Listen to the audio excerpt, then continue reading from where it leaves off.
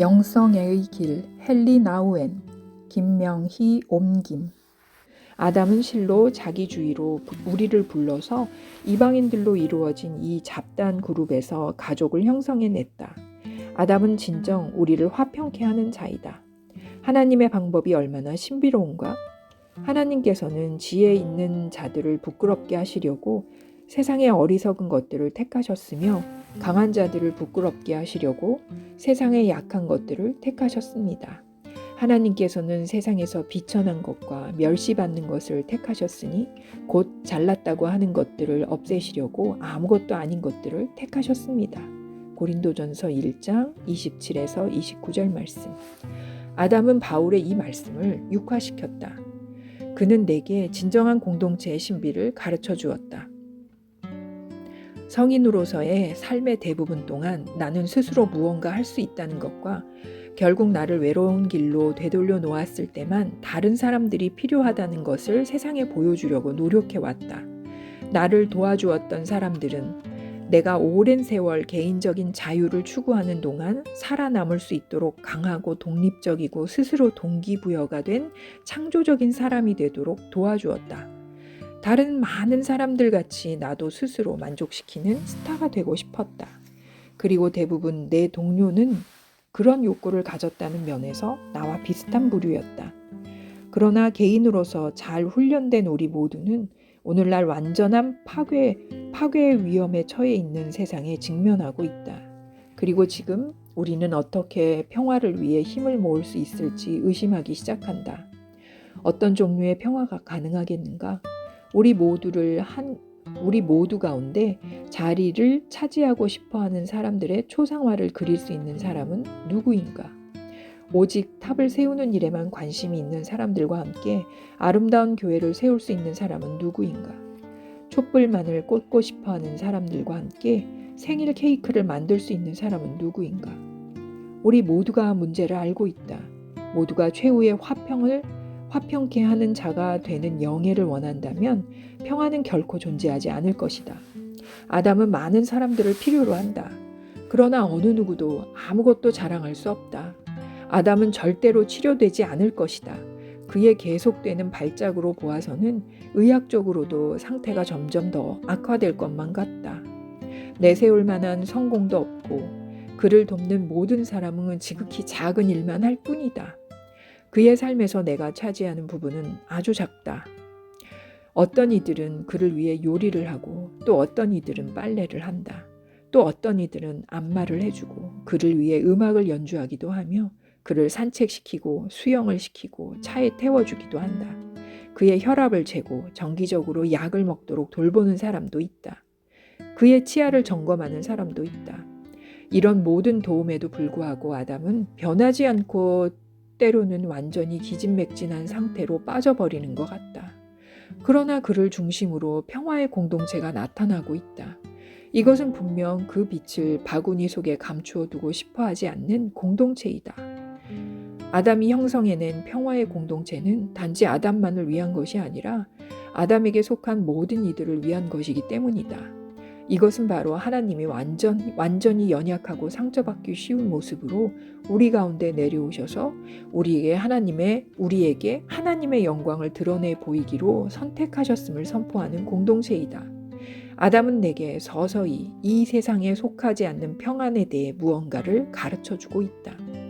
그것은 거센 경쟁, 어려운 사고, 개인적인 스타의 지위로 만들어지는 것이 아니라 단순히 서로 함께 거하며 조화롭게 함께 일하는 것에 근거를 둔 평화이다.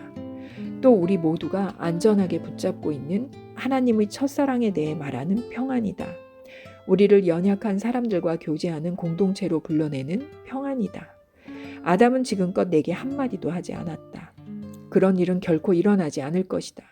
그러나 매일 밤 그를 침대에 누일 때 나는 그에게 고마워요 라고 말한다. 육신이 되어 우리 가운데 거하시는 말씀과 어떻게 이보다 더 가까울 수 있겠는가? 나는 당신에게 아담과 아담의 평안에 대해 이야기했다. 그러나 당신은 라루시 공동체의 한 사람도 아니고 데이브레이크에서 살고 있지도 않으며 아담의 가족 구성원도 아니다. 그러나 나처럼 당신도 평안을 추구하고 있고 당신의 마음에서, 당신의 가족 가운데서, 당신의 세계에서 평안을 찾기를 원한다. 그러나 우리를 둘러싸고 있는 세상을 볼 때 우리는 포로 수용소와 빈민 수용소를 보게 된다.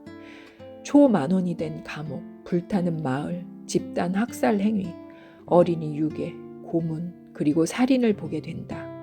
굶주리는 아이들, 무시당하는 노인, 먹을 것과 쉴 곳, 일할 곳이 없는 수많은 남녀들을 보게 된다. 길거리에서 자는 사람들, 다른 사람들의 쾌락을 위해 자기 자신을 파는 소년, 소녀들도 볼 수 있다. 폭력, 강간, 그리고 두려움과 외로움에 둘러싸인 무수한 사람들의 절망도 보게 된다. 이 모든 것을 볼 때 우리는 우리의 세상에서 평안이 없음을 깨닫게 된다. 그러나 그럼에도 불구하고 우리의 마음이 가장 원하는 바로 그것이다. 당신과 나는 돈을 나누어 주고 시위 운동에 참가하고 해외 사역에 계획을 세우고 그 외 다른 모든 것을 위해 노력했을지도 모른다. 그러나 우리는 나이가 들어가도 우리가 고대했던 평안은 여전히 오지 않고 있다는 사실에 직면한다. 우리 안에 있는 무언가가 냉랭해지고 비통해지며 화가 날 위험에 처해 있다. 그리고 우리는 이 모든 것으로부터 물러나 우리를 개인적인 생존이라는 좀 더 쉬운 역할로 제한시키고 싶은 유혹을 받는다. 그러나 그것은 사단의 유혹이다.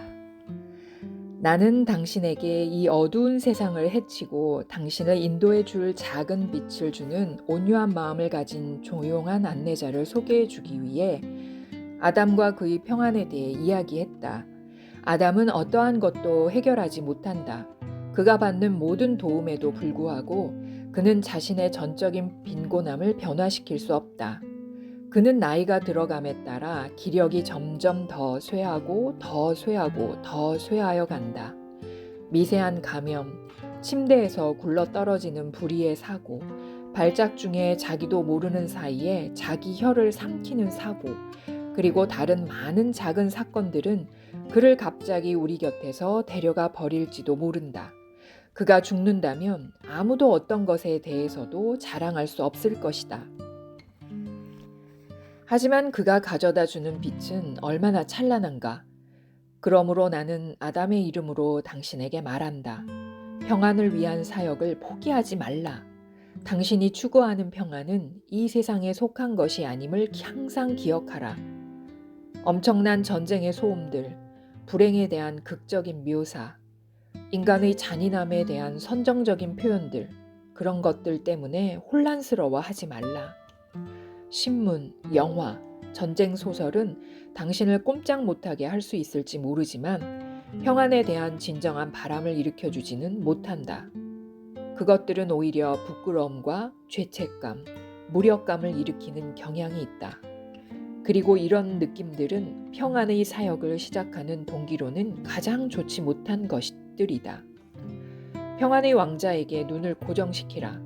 자신의 신적인 능력에 집착하지 않으시는 분, 돌을 떡덩이로 변화시키는 것이나 높은 꼭대기에서 뛰어내리는 것이나 큰 권세로 다스리는 것을 거절하신 그분, 가난한 사람, 온유한 사람, 슬퍼하는 사람, 의에 줄이고 목마른 사람은 복이 있다. 자비한 사람, 마음이 깨끗한 사람, 평화를 이루는 사람, 의를 위하여 박해를 받는 사람은 복이 있다. 마태복음 5장 3절에서 11절. 고 말씀하신 그분, 절름발이 불구자 소경을 어루만지신 바로 그분, 용서와 격려의 말씀을 하신 그분, 홀로 죽으시고 거절당하시고 멸시당하신 그분에게 말이다. 가난한 자와 함께 가난하게 되시고 약한 자와 함께 약한 자가 되시며 거절당한 자들과 함께 거절당한 자가 되신 그분께 눈을 고정시키라. 그분 예수님이 모든 평안의 근원이시다. 어디서 그분의 평안이 발견되는가? 그 대답은 놀랍지만 분명하다. 연약함 가운데서이다. 이러한 진리를 말하는 사람은 지극히 드물다. 그러나 우리 자신의 연약함 가운데 우리가 가장 심한 상처를 느끼고 가장 불안하고 가장 심한 고통을 느끼며 가장 두려움을 느끼는 우리 마음의 그 장소에서 우리는 평안을 발견한다. 왜 그런가? 바로 그곳에서는 우리가 세상을 통제하고 조정하는 익숙한 방식들이 모조리 제거되기 때문이다. 그리고 거기서는 많은 일을 하고 많은 생각을 하는 것, 우리 자족에 의지하는 것에서 떠나게 되기 때문이다. 우리가 가장 연약한 자가 되는 바로 그곳에서 이 세상에 속하지 않은 평안이 신비롭게 숨겨져 있다. 나는 아담의 이름으로 당신에게 말한다. 수많은 사람에게 알려지지 않은 채 남아있는 이 평안을 구하고 그것을 자신의 것으로 삼으라. 내가 그렇게 말하는 이유는 당신 마음속에 이 평안이 있다면 여러분은 그 새로운 눈으로, 새로운 귀로 듣게 될 것이고 평안을 발견하기를 가장 기대하지 않는 곳에서 서서히 동일한 평안을 인식하게 될 것이기 때문이다. 얼마 전에 나는 온두라스에 있었다. 데이브레이크에 와서 아담과 친구가 된 이후에 처음으로 중앙 아메리카에 간 것이었다. 나는 문득 내가 정치적 조작에 대해 분노를 덜 느끼며 노골적인 불의에 대해서 덜 혼란스러워하고 온두라스의 미래가 너무나 암울하다는 인식으로 인해 무력감을 덜 느낀다는 것을 깨달았다. 태구 시갈파 근처에 있는 라르시 공동체에서 극심한 장애를 지니고 있는 라파엘을 방문했을 때 나는 아담에게서 보았던 것과 동일한 평안을 보았다. 그리고 약한 이들 중에서도 가장 약한 프랑스, 벨기에, 미국, 캐나다 출신의 꽤 심각한 자원봉사자들에게 기쁨의 선물들을 제공했다는 여러 이야기들을 들었다. 이 모든 것들로부터 나는 평안이 보통 지혜롭고 부유한 사람들에게는 감추어져 있고 보잘것없고 알아들을 수 없는 말을 하며 연약한 사람들에게는 드러나 있는 하나님의 선물임을 이전보다 더 분명하게 알게 된다. 나는 보스니아, 아이티, 르완다의 평화 문제가 더 이상 중요하지 않다고 말하는 것이 아니다. 결코 그런 말이 아니다. 나는 국내에 그리고 국가적인 평안의 씨앗이 이미 우리 자신의 아픔의 토양과 가난한 이들의 고통 가운데 신비롭게 뿌려졌다고 말하는 것이다. 그리고 이러한 씨앗들은 복음서에 나오는 겨자씨처럼 자라서 공중에 많은 새가 깃들일 곳을 찾을 수 있는 큰 숲을 이루어낼 것이라 진정으로 믿을 수 있다고 확신한다.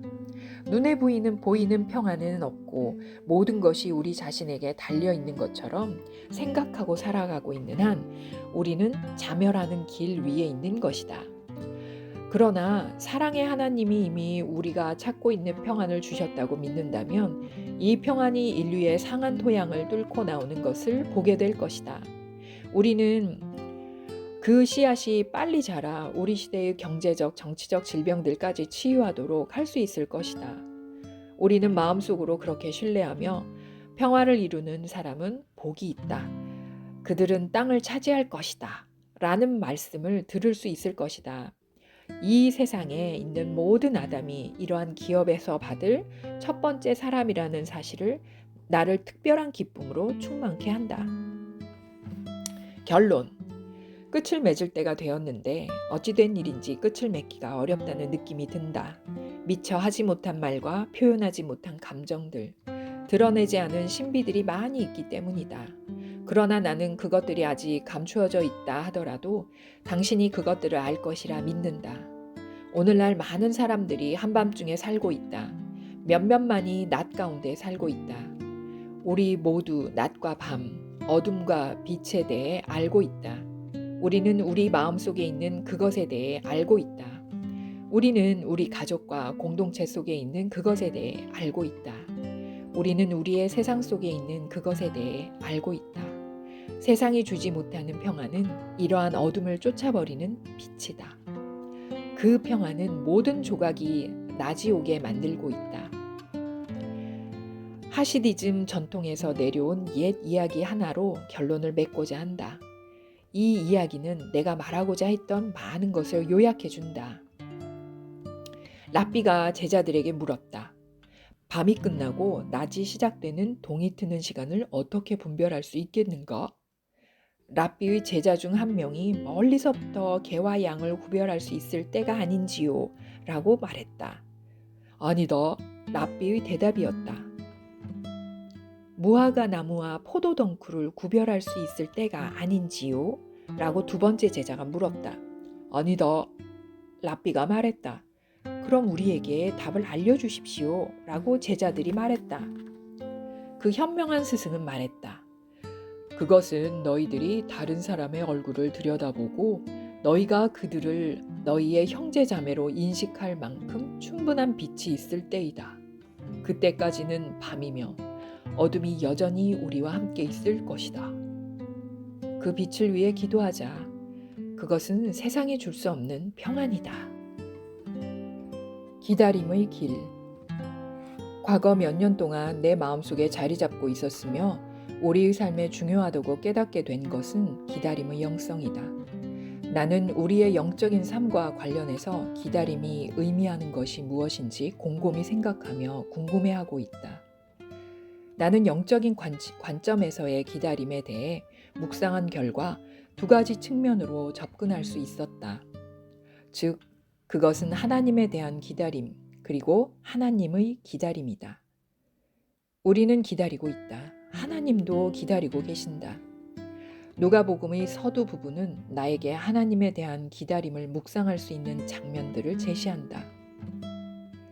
반면에 누가복음 마지막 장들에는 하나님의 기다림에 대해 숙고할 수 있는 조망을 제공해 준다. 우리는 예수님의 탄생 기사에서 기다리는 사람 5명을 만나게 된다. 사가랴, 엘리사벳, 마리아, 시므온, 안나가 바로 그들이다. 또한 예수님의 죽음과 부활 기사는 기다리고 계신 하나님을 드러내 보여준다. 하나님에 대한 우리의 기다림. 기다림이란 우리의 개인적인 삶에서 그다지 크게 인기 있는 태도는 아니다. 우리가 대단히 기쁘고 즐겁게 고대하거나 경험하는 어떤 것도 아니다. 사실 대부분 사람들이 기다림을 시간 낭비라고 생각한다. 아마도 이는 우리가 살고 있는 곳의 문화가 근본적으로 계속해 뭔가 하란 말이야.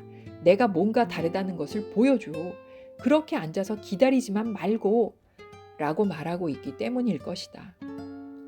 우리에게 그리고 많은 사람들에게 기다림이란 우리가 현재 있는 곳과 우리가 있고 싶어하는 곳 사이에 있는 메마른 사막이다. 우리는 그러한 장소를 좋아하지 않는다. 우리는 그곳으로부터 벗어나서 가치 있는 뭔가를 하고 싶어 한다. 우리의 독특한 역사적 상황을 생각할 때 기다림은 한층 더 어려운 것이다. 우리는 두려움이 아주 많은 사람들이기 때문이다. 우리를 둘러싸고 있는 환경 속에 가장 만연한 감정 가운데 하나가 두려움이다. 사람들은 두려워한다. 자신과는 다를 수 있는 타인을 두려워하고 내면의 감정이나 불편한 감정을 두려워하고 또한 불투명한 미래를 두려워한다. 두려워하는 사람들인 우리에게는 기다림의 시간이 너무나 힘들다. 왜냐하면 두려움은 우리에게 현재 있는 곳으로부터 벗어나라고 강요하고 있기 때문이다. 우리는 도망갈 수가 없다는 것을 깨달으면 아마도 싸우게 될 것이다. 우리는 우리의 수많은 파괴적인 행동이 우리에게 어떤 위험이 닥치리라는 두려움으로부터 기인한다는 사실을 알고 있다. 그리고 우리가 더 넓은 시각을 갖는다면 개인 혹은 한 사람뿐 아니라 모든 공동체와 국가가 해를 당할지도 모른다는 두려움에 사로잡혀 있다는 그런 더 넓은 시각을 갖는다면 기다림이 왜 그리 어렵고 행동하려는 것이 얼마나 큰 유혹인지 더 분명하게 이해할 수 있게 된다. 이것이 다른 사람들에게 대한 먼저 공격하는 식으로 접근하게 되는 근본적인 이유이다. 두려움의 세계에 사는 사람들은 두려워하지 않는 사람들보다 더 공격적이고 적대적이며 파괴적인 반응을 보이기 쉽다. 우리가 더 많이 두려워할수록 기다림은 더 힘겨워진다. 많은 사람들에게 기다림이 그렇게 인기 없는 태도가 된 이유가 바로 이것이다. 그러기에 누가복음 초두에 등장하는 인물 모두가 기다리고 있다는 사실은 내게 인상적이다. 사가랴와 엘리사벳이 기다리고 있다. 마리아도 기다리고 있다. 예수를 데리고 갔을 때 성전에 있던 시므온과 안나도 기다리고 있다. 복음의 시작 장면 전체가 기다리는 사람들로 가득 차 있다. 그리고 바로 처음부터 이 모든 사람은 이런저런 형태로 두려워하지 말아라. 내가 너에게 말할 좋은 무언가가 있다는 말씀을 듣는다. 이는 사가랴, 엘리사벳, 마리아, 시므온, 안나가 그들에게 일어날 새롭고 좋은 무언가를 기다리고 있음을 가리킨다.